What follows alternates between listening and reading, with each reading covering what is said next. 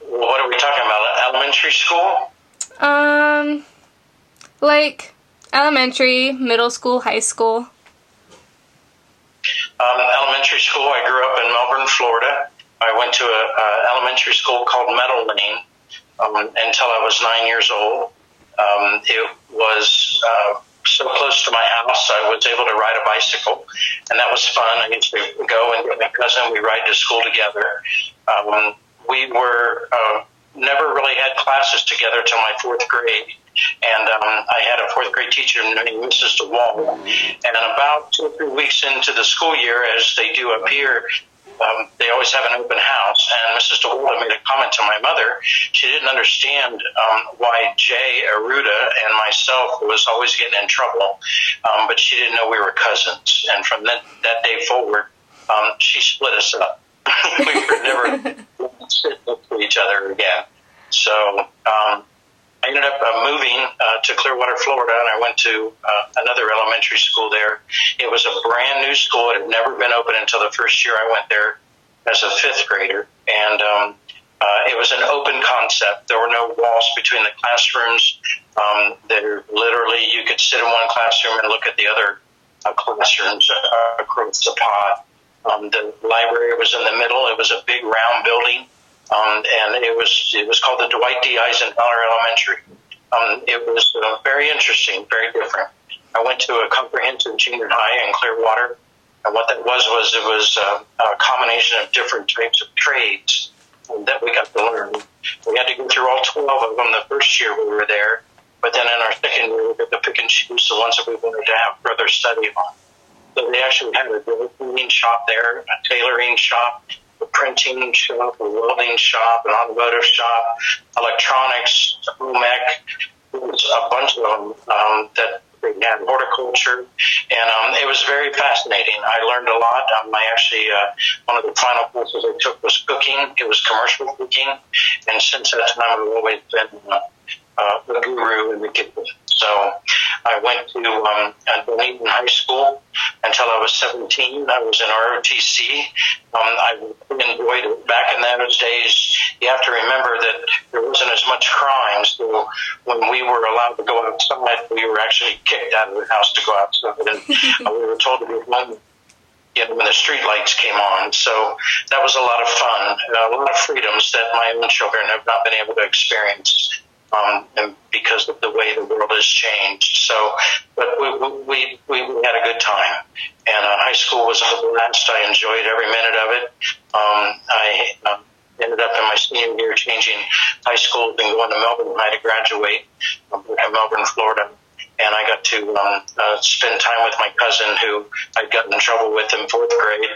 And in my senior year, he and I ran together, and he introduced me to a lot of friends and stuff that we had, or he had, kind of took me in the fold. And that was a lot of fun. I learned how to surf and water ski and do some heavy fishing and boating. And it was really a blast. I had a great time. I wish I could go back to senior year of my high school again. It was a lot of fun. So that's what it was like for me growing up in school and where I went to school.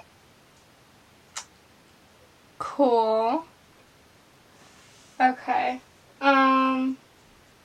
What did you do for fun? When, well, you have tons of stories, I know you can tell, but when you were younger and stuff, what did you do for fun? Other than setting firecrackers off in your dad's car.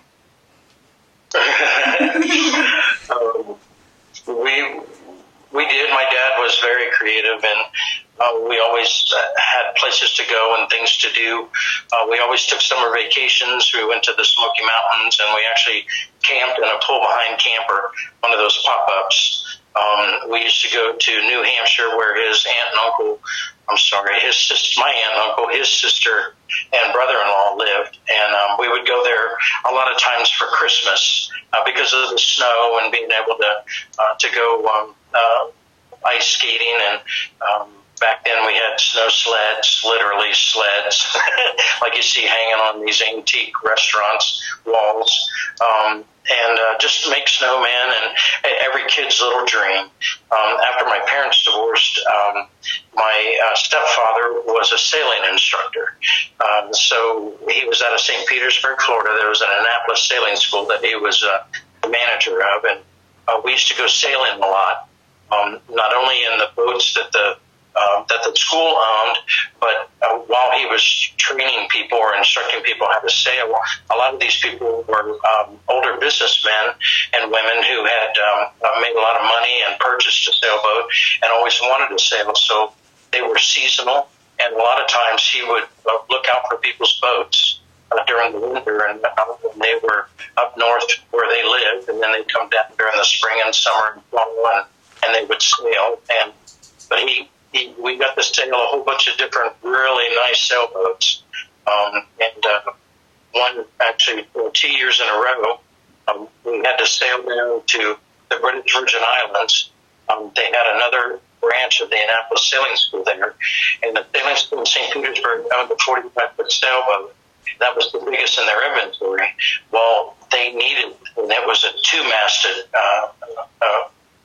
boat. We had 2 sailing mats, and part of the advanced sailing school that they taught them in the Virgin Islands, where the other sailing school was at, was the advanced sailing needed to be on a two-masted boat.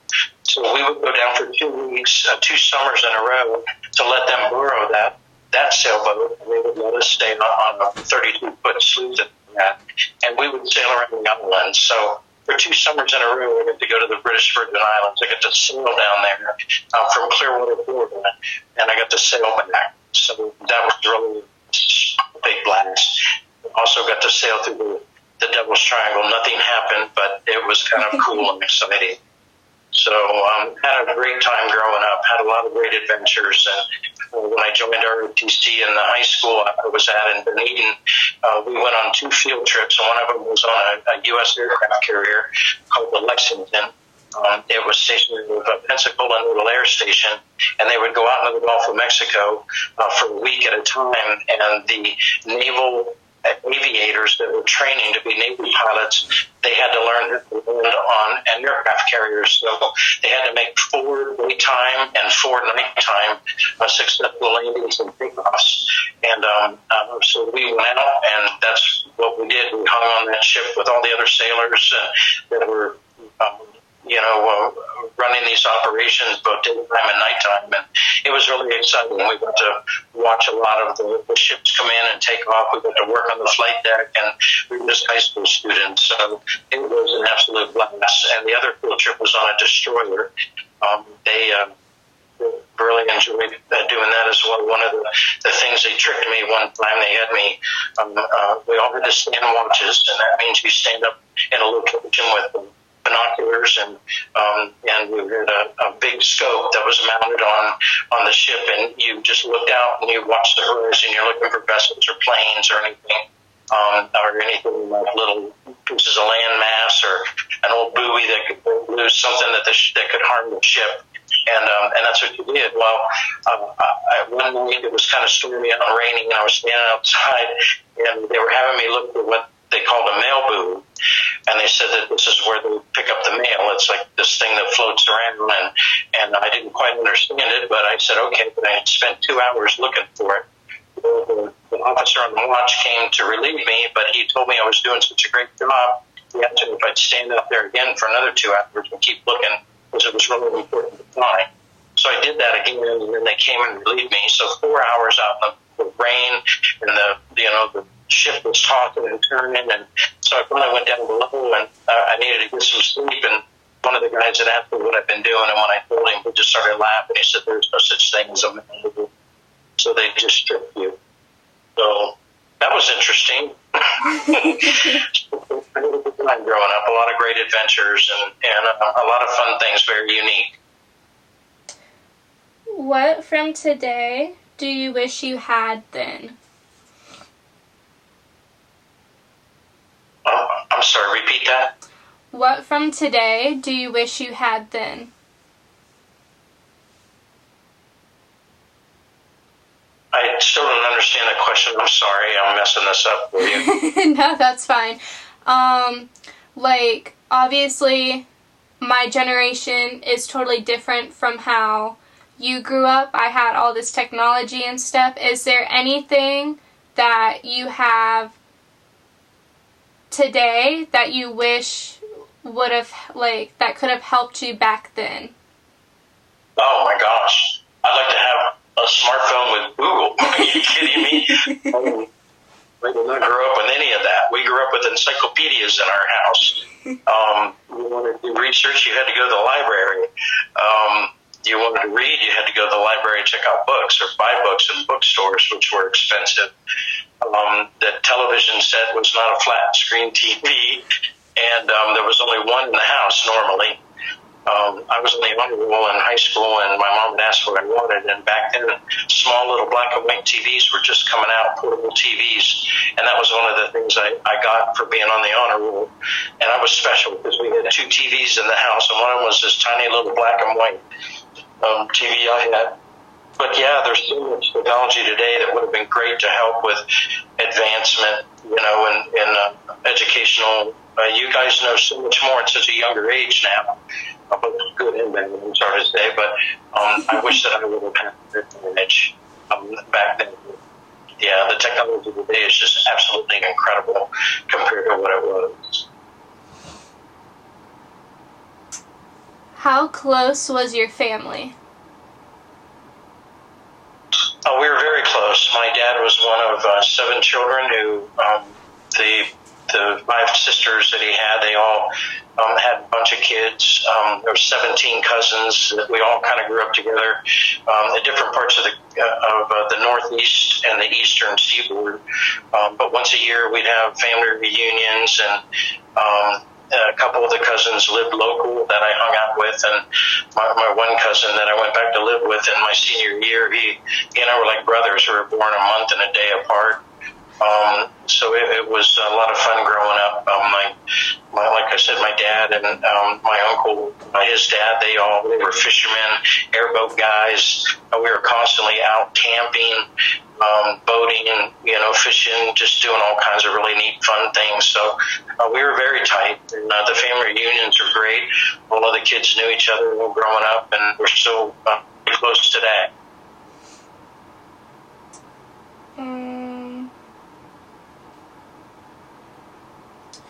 Did you ever have any special traditions that you and your family did when you were younger? And if so, have they changed? Yeah, traditions basically around the holidays. You guys put up blue Christmas lights. Yeah, and then there was a special little pillow that was of Santa Claus that he gave me, I guess, as a baby, and I'd had for many, many years. And she'd stuff it away with all the Christmas stuff. So it always smelled like pine cones. I used to love the little pillow. And one of the things she made sure of is that every Christmas Eve, we all sat down and she'd an old version of it was the night before Christmas. And she'd always read that, and we'd have hot cocoa, and then we'd set out stuff for Santa, and then we'd go to bed. So it was really something that, you know, we always look forward to, and we did for many, many years. I like that. That was a nice tradition. Cool.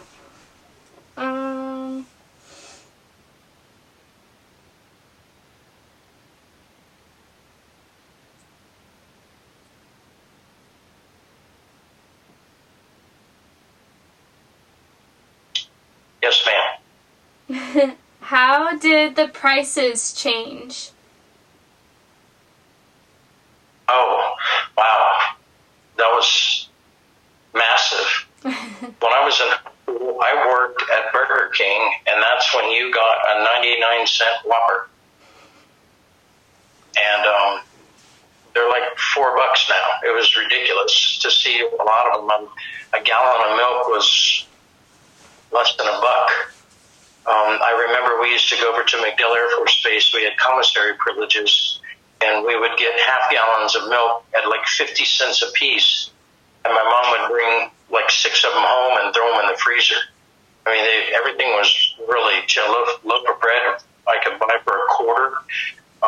There was a kid on a school bus.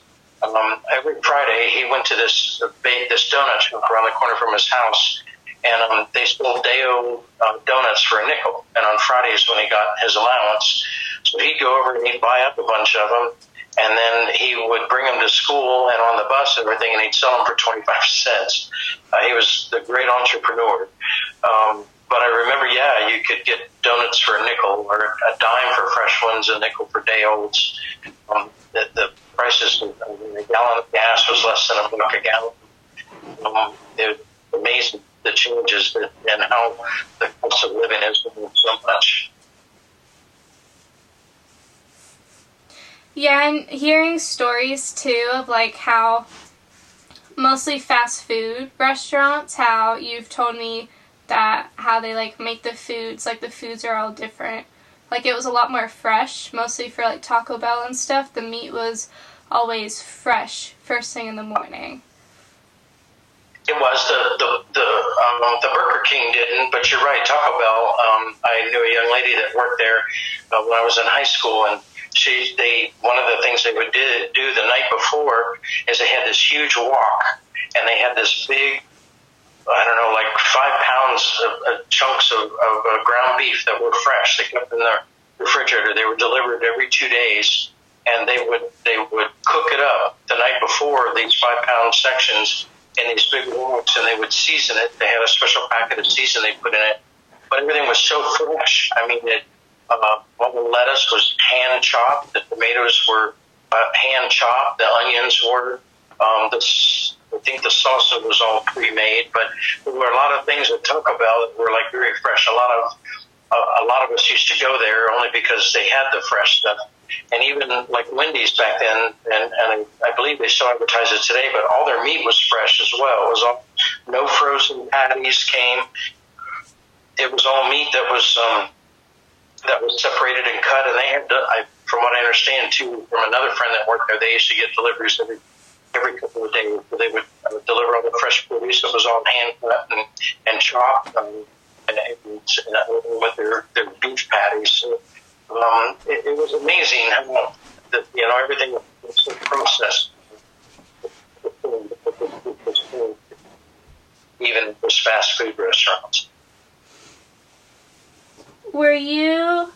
Did you ever like take part in like any sport events?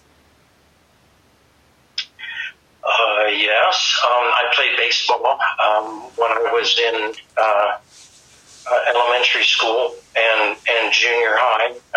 Then I had to stop because when I joined junior high, I joined the Boy Scouts.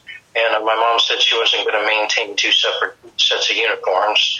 And then I was in the Scouts for a couple of years, and that was a lot of activity as well. I wouldn't call it a sport, but there was a lot of weekends it felt like a sport. When I was in high school in Melbourne, Florida, I was a springboard diver on the swim team. I also had to swim one of the competition. At the competition, I had to swim in one event in order to be eligible as a springboard diver, and I did pretty good at that. It was a lot of fun. That's the only organized sports, though, that I've been involved with. After which, when I became later in my adult life, I coached Little League, baseball, t-ball, a girls softball, and also boys football for Melbourne POW, the Police Athletic League. So that was a lot of fun as well, the coaching part as well as playing. I forgot about that. The Bulldogs. Yes, absolutely.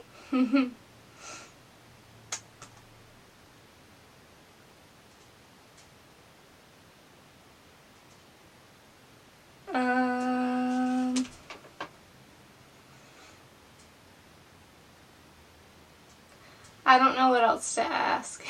Oh, like, do you have any oh wait, no, you already gave one. I was gonna say family stories. I have a lot of them, but it's safe to say on this one.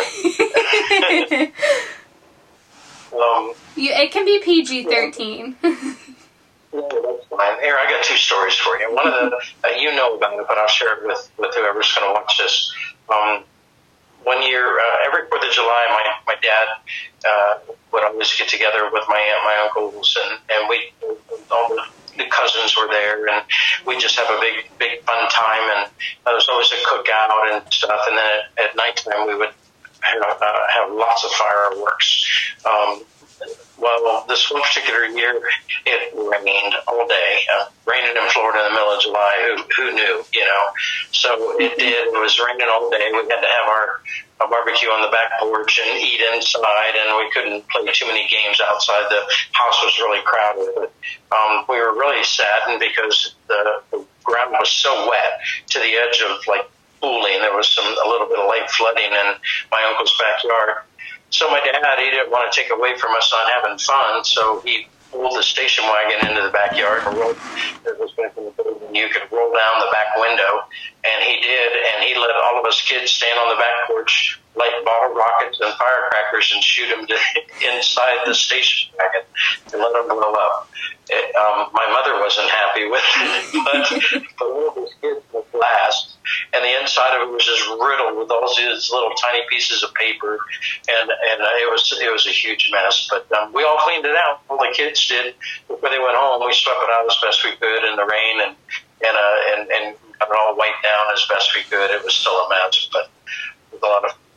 There was one other time we used to go fishing a lot. My aunt, my uncle, and my dad, and myself, and a couple of my cousins.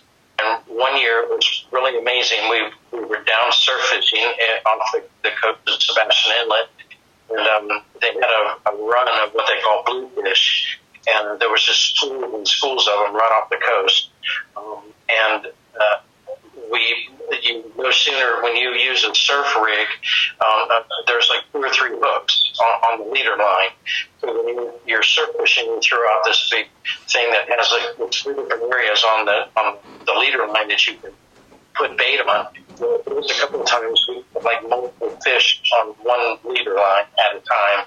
At the end of the day, in less than an hour, we caught 36 fish. It was pretty impressive. And then what was really nice was my uncle and my dad, he let us cousins stand by the fish. We laid all the fish in the yard before we started cleaning them, which, yes, we had to clean them.